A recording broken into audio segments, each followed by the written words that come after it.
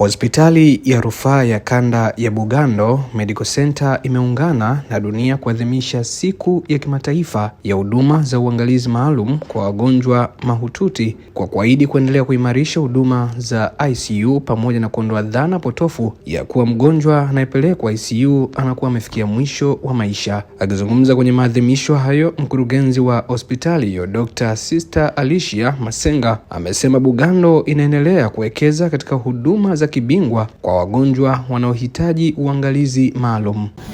Napenda kushukuru Baraza la Maaskofu Katoliki Tanzania TEC, wamiliki wa hospitali hii, kwa miongozo na maagizo yao katika kuendeleza na kuboresha huduma za ICU katika hospitali ya Bugando.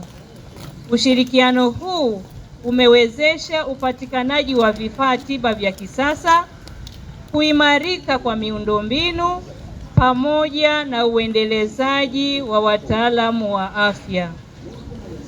Hata hivyo, tunasisitiza umuhimu wa jamii kushiriki katika kulinda afya zao kwa kutambua dalili hatarishi mapema na kufika hospitali kwa wakati ili kupunguza idadi ya wagonjwa wanaofika katika hali mahututi.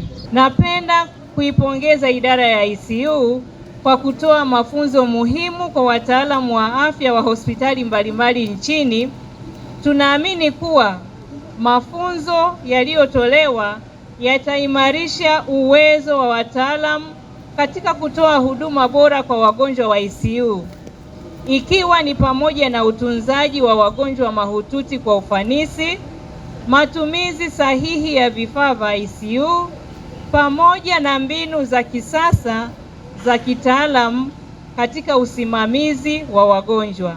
Kwa kweli hili ni muhimu kwa jamii yetu kupata elimu juu ya huduma za ICU na kuondokana na imani potofu ya kufikiri mgonjwa akiwa ICU hakuna uwezekano wa kupona. Naye mkuu wa idara ya ICU Dr. Deborah Madiedie amesema hospitali hiyo ina wataalamu na vifaa tiba vya kisasa vinavyoweza kutoa huduma bora kwa wagonjwa mahututi. Sisi kama Bugando tukishirikiana na Wizara ya Afya, Baraza la Maaskofu TEC Tanzania, tunaendelea kuboresha huduma kwa kuongeza mashine za upasuaji, wataalamu kusoma, mabingwa na mabingwa bobezi, ili kuendelea kuimarisha huduma za uangalizi maalum kanda ya Ziwa na Tanzania yote kwa ujumla. Bugando tuko tayari kuwahudumia. Katika siku yetu ya leo, dunia nzima, Tanzania, tunachopenda kusema kwanza, tunathamini, tunatambua na tunajali thamani ya wafanyakazi wanaofanya kazi katika chumba cha uangalizi maalum, lakini tunaendelea kusisitiza kwamba wataalamu tuendelee kupata elimu zaidi, tuendelee kujifunza zaidi ili tuweze kuendelea kuboresha huduma kwa wagonjwa wanaohitaji uangalizi maalum. Mimi mwenyewe ni muhanga, niliweza kukaa katika kitengo hicho cha ICU kwa siku zisizopungua 59 nikiwa sijitambui kabisa. Lakini nilipata huduma nzuri na sasa naendelea na majukumu yangu ya kila siku. Natamani hospitali zingine pia ziwe na hivyo vitengo kwa ajili ya kuweza kuokoa maisha ya wananchi kwa ujumla. Kuna baadhi walikuwa wanajaribu kunihoji, nadhani walikuwa wanataka kujua kama ninajitambua. Walikuwa wakiniuliza umelazwa lini, nikawa nawaambia nimelazwa jana. Nilikuwa sijui kama nimekaa mle siku 42. Kwa hiyo siku niliyozinduka ilikuwa ni 42, lakini mimi nikawa nawaambia mimi nililazwa jana.